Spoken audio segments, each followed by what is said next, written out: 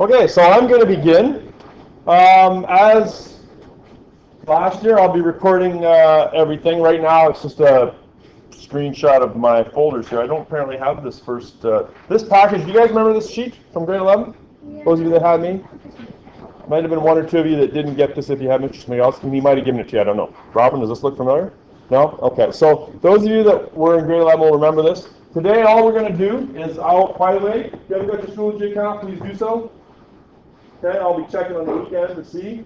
We're going to do a little clicker quiz. Remember how much fun those are? You never used one? Oh, you're in for a treat. Okay? Basically today we just got to review the relationship between dt and vt graphs and just a refresher of the terms velocity, acceleration, sort of all the associated things that go with them. So let me begin by going through this first handout. Remember, those of you that have seen this before, that there really should be a line drawn down the middle. So if you haven't got a line down the middle, and I know you don't because I've got the same copy as you, draw a line down the middle. Okay? And do so on the back as well. When you first got this sheet, I think it was sort of in a booklet, and so it was side by side, and it might have made a little bit more sense, but it didn't make a lot of sense to me to waste a sheet of paper just for that. Okay? Let's review. So let's go down the left-hand side of your line. Okay? The left-hand side of your line, where it says position time. So we're talking about position time graphs. And you know what? I'm just going to make a quick position time graph here to go along with this discussion. Okay, so if we've got a position time graph, or a DT graph, with the D standing for displacement, right, or P for position. Usually they're labeled DT, but for some reason people use them in words, they might say position time. One and the same. Okay, so if you're looking for displacement off a position time graph, how do you do that? Do you remember?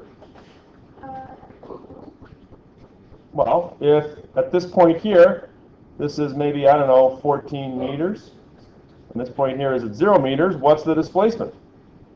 14 meters, right? I went from 0 to 14, right? Just read it off the graph, right? That's sort of the most basic thing you can read off the graph, right? Okay. So what if you're looking for average velocity on a DT graph? How do you find velocity? Remember that velocity is it's the slope, right? On the graph, though, you write its distance over time, but on a graph, it's the slope. Rise over run, right? Now that's true if it's a straight line, right? Straight line graph, see? Slope. But what if it's a curved line graph? What if you've got a position time graph that looks like this? Ah, is that what it says on the chart, Jake? You were a little bit too quick there. What does that mean? 2 points of interest, because nobody finds these interesting. Say that, I think Peyton had it, but I just couldn't quite hear it. You draw 2 lines. 2 dots to make a line. Where if I want to know the average velocity, let's say between 0 and 8 seconds, where do I draw the line? Straight line, halfway through. Yeah, those are the 2 points of interest that they're talking about. So we're talking about the slope here, right? And again, remember we're talking about average velocity, right? Average. Because we know at the start, the velocity would be less or more? Less, and then at the end it's going to be more, but it's going to average out to that slope there, right? You might even want to, if you haven't done so, I see some people drawing, you may want to draw those little pictures in the left-hand margin. Do you think that's a good idea? I think that's a good idea, and I'll leave you for 30 seconds while I mark my attendance while you do that. Okay, so that's average velocity. Now, what if we go to number 3, instantaneous velocity? Let me draw my 2 displacement time graphs again. Instantaneous velocity. Now, there's 2 possibilities. It could be a straight line graph, like so. And if I want to know the instantaneous velocity at a particular instant, how do I do that? What does it say to do? It says straight line graph means constant slope, which means constant velocity. So the slope here is the same there, is the same there, is the same there, is the same there. You simply find the slope, right? Because the slope is the same. Because it's constant velocity. Right? Okay. What if it's a curved line graph? Tangent line. Is that what it says on the sheet? No, I still do. Oh, it's still Jake sense. Yes. When it's a slope line, you have to draw a tangent line. This is instantaneous velocity. And once again, if you haven't drawn those little charts, you should do so. Okay, flip the page over. Now we're talking about average acceleration. What are they talking about, Peyton? Or are they just being lazy? Why not? Because what? Math will break. Well, acceleration is the slope of the which graph? Yeah, the velocity time graph. It's that next sort of level kind of thing, right? You can't calculate it right from the graph. Could you end up doing it? Like, could you create a VT graph from this DT graph? Absolutely, right? I mean, it would just be like that, actually, wouldn't it? Right? And then you could find the acceleration. So you technically can do it, but you can't do it sort of right from the graph. There's one more step involved. Okay, and the same thing is true for instantaneous acceleration. Okay, go back to the front page. Now we're talking VT graphs, right? You got to sort of shift your brain a little bit. Now you got to say, okay, now I'm looking at the graph of the speed, right? Graph of speed. Okay, so displacement. How do you find displacement from a velocity time graph?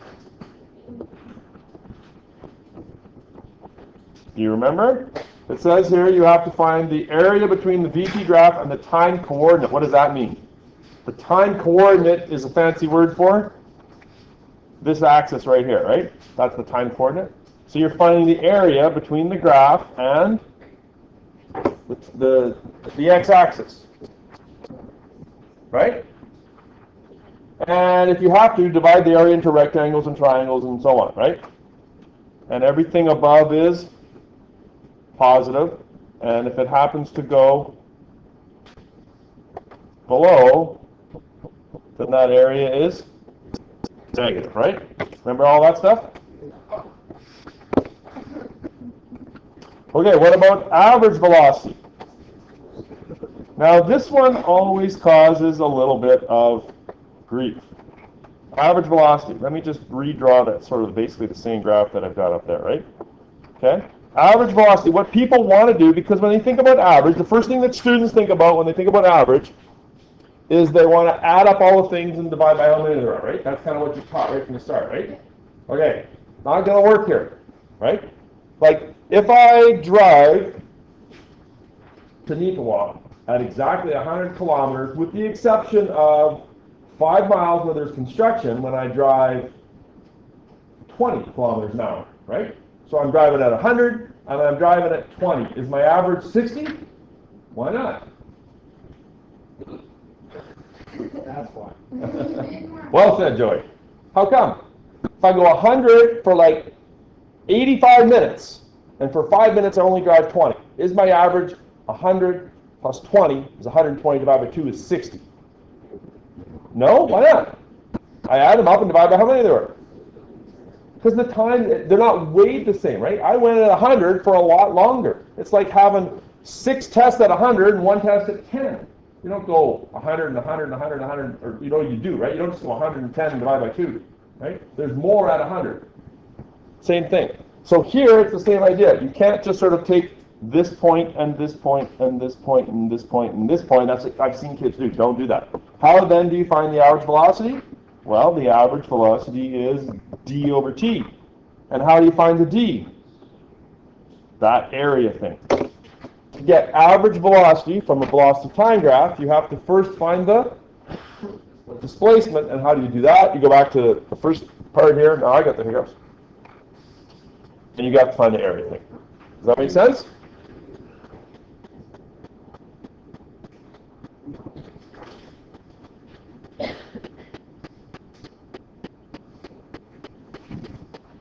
What about instantaneous velocity?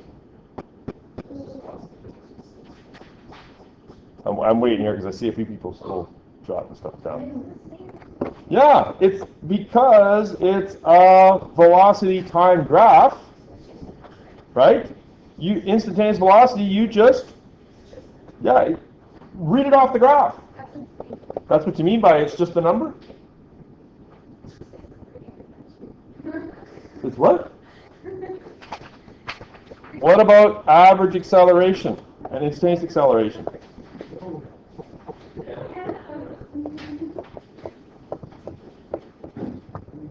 Average acceleration from a VT graph. Now again, now we start talking slope, right? Acceleration is the slope of the VT graph. So if it's a straight line graph, you simply find the slope.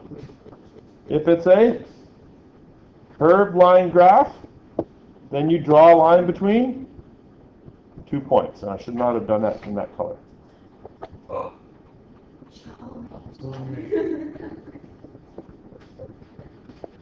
Right? Average means connect the endpoints. Right?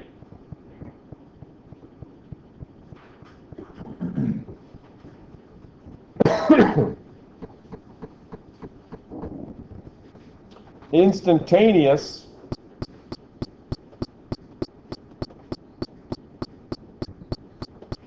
if it's a straight line graph, you simply find the slope.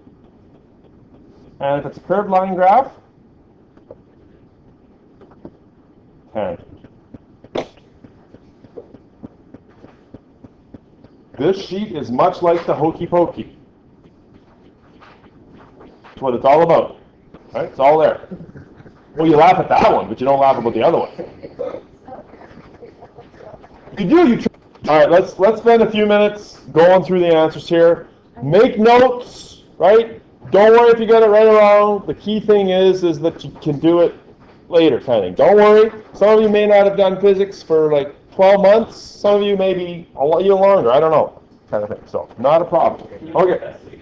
Pardon me? Can you like close the Oh, sure. I can do that.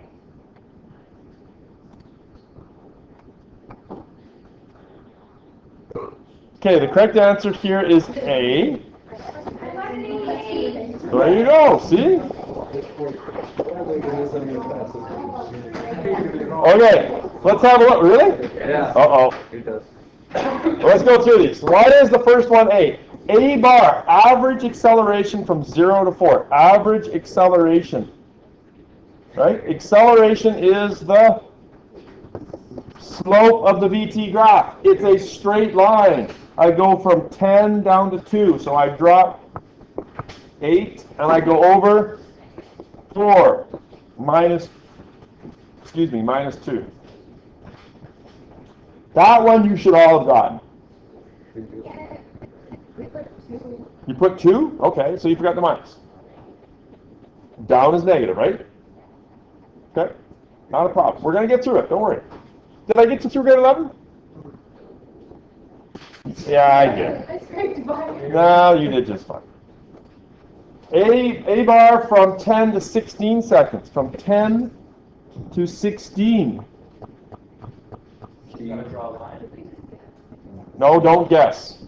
Average acceleration, we're talking slope. It's a curved line. It's average, so we draw a line between the points. And we find the slope. And we're going from minus 8 up to 0, so we're up 8. And over from 10 to 16 is 6. 8 over 6 is equal to? C, 1.33. Hey, look how many people got it right. Yay! Good. I did. And then here you led me astray. Here's where I led you astray. Yes, we go to. Oh, it gets around 24. It wasn't. It was around 16. Let's have a look here. Well, I know I worked with you guys and we got 16 somehow, didn't we? Yeah. Okay, well, let's see. So we're talking delta D from 0 to 4 seconds, so it's right there. Right? So we're talking, I'll draw a line right there, and it's this little rectangle thingy, which is 4 times 2, so that's 8. I'm going to change color, and this triangle part here Maybe Dallas, you counted wrong, right? So 0 over 2, 4. From 2 to 10 is 8. So 4 times 8 is 24. Divide by 2 because it's a triangle. 32 and that will be 16. And then that equals How did I get? 4. What did I do there? 0 to 4 is 4. Let me write it out. 0 to 4 is 4. 4. And 2 to 10 is 8. Oh yeah, 4 times 8 is 32, not 24, Mr. Bennett. Right? Area of a triangle. Right? Here's my triangle. Right? 0. How far over is it, Dana? It was around 24. Yeah. Real close to 24. To 4, right? Okay, and from 2 up to 10 is a distance of 8, right? Area of a triangle. 8 times 4 is 32, divided by 2, so we're talking 8 plus 16, 24. You counted wrong. Well, I didn't put 2 for each one. I just went 1. Yeah.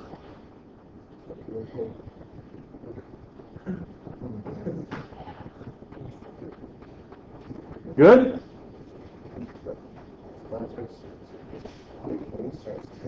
Delta D from 0 to 10 seconds. Now this, we have already got from there to there, right? So we know that that bit is 24. Then we've got this little rectangle thingy there. So that's from 4 over to 7. So that's 3 times 2, and it's a rectangle, so that's 6, right? And then I got this little tiny triangle there, and then I've got this bit there, which is going to be negative. Now, yes, there was that. I've kind of changed my mind a little bit about how this going through the middle part works. Can we assume that that's that? No, we can't, can we? The beauty of multiple choice questions is what? You can pick the one that's closest, right? I think in this case here, I think I'm going to avoid that little discussion of how I used to do it, and let's just make it simple. So let's assume that that's a half. So that's a height of 2 and a base of a half. So half times 2 is 1, right? Half of that is a half. So we're going to have plus a half right there. And then down below here I've got, that's 9, 8 and a half. So that's 2 and a half minus 8. So 2 and a half times minus 8 divided by 2 is 2 and a half times minus 4, which is minus 10. So 24. Is that supposed to be 16 or plus 6? I think it's plus 6, right? Yeah. 24 plus 6 is 30. Minus 10 is 20. 20 and a half. I'm picking 21. Did I get it right? Yeah. Yes.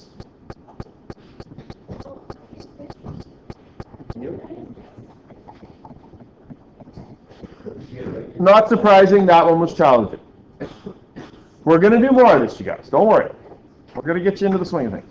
Do you know like where does that description?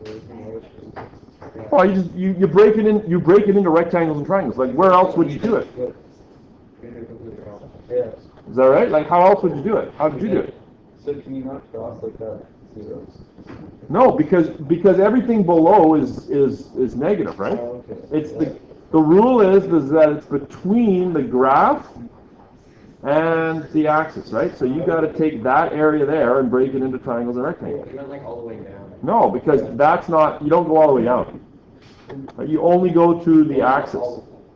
The first thing you want to do, Dallas, is draw a line like that. That's the marking line between positive and negative. Okay? 8 inst at 9 seconds. Well, let's have a look. 9 seconds is right here. The graph at 9 seconds is right there. So 8 inst, average acceleration. Sorry, not average, instantaneous acceleration. How fast is it accelerating at that instant? Your chart thingy that I showed you at the start of the class says, on a straight line, we're trying to find the slope at that point. But because it's a straight line, we're finding the slope of that straight line. In other words, find the slope of that straight line. So I'm down here at minus 8. Here I'm at 2, so I'm dropping down 2, 4, 6, 8, 10. Right? Yeah. And how far am I going over? 1, 2, 3. 8.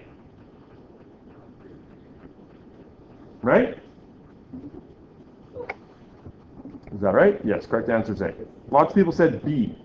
Yeah, I forgot everything goes to 0. I'm guessing that people saw that it was negative and guessed between the two and just guessed wrong. Am I guessing right? Number 1, if you just look at the graph, it's that graph over time, so. Oh, okay. Yeah, don't do that.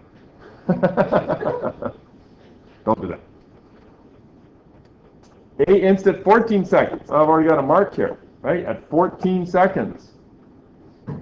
Peyton, how do you do it when it's slopey like that? Or curvy? Tangent line. How do you get a perfect tangent line? You don't. You just do your best. Yeah, I just said it was 2. Okay, so which one of those two is closest to 2? What's the correct answer? Perfect. Right, so you're finding the slope of that line. How do you do it? You're going to have to find points that you can use, right? I mean, I did a terrible tangent line there. Actually, the best 2 points of those two, it looks like. So you find the slope of the tangent line. On these, you guys, if you show work, I'm not going to, like, on a test, it's not going to be multiple choice, right? It'll be show your work. And as long as I see the points you're using, and you do the math correct, I don't care if you're, well, I mean, you're going to have to be reasonably close, right? But I need to see the work. It's not the answer that's important. It's the work. Okay? Okay, we got just a few more seconds here. V inst at 2 seconds. Oh, this one's easy, is it not? Why is it easy, Dan? Yeah, it's V inst. It's the velocity time graph. You read it off the graph, so 2 seconds is right there. So it's 6. Right? Yay, and everyone got it too. V bar from 0 to 4 seconds. Oh, 0 to 4 seconds. Now, how do you find average velocity on a VT graph? You have to do displacement over time. And we've already got displacement for 0 to 4 seconds. I think that's question number 1, is it not? It's 3. Oh, it's 3? Okay, so 3 is equal to 24. So the displacement is 24, and the time is 4 seconds, 6. Is it starting to come back a little bit to you now? Make a little more sense? How many questions do I have left? Just one? Okay, good. I'll get done.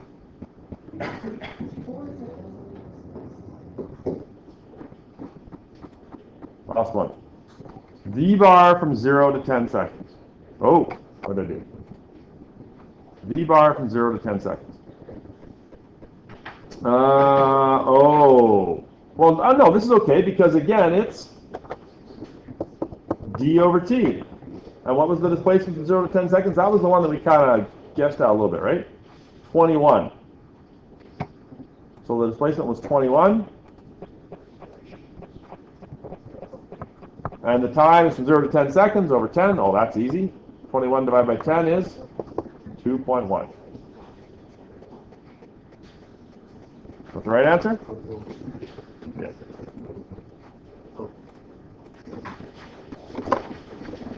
Okay. I think altogether, I'm not too worried. I think it's just going to take a little bit of time to get back in the swing of things. That was just sort of a warm-up kind of thing. Well, we're going to dive right in on Monday. Keep bringing those textbooks. We'll be using them next week quite a bit. We'll go from there. You guys did fine. Don't worry about it.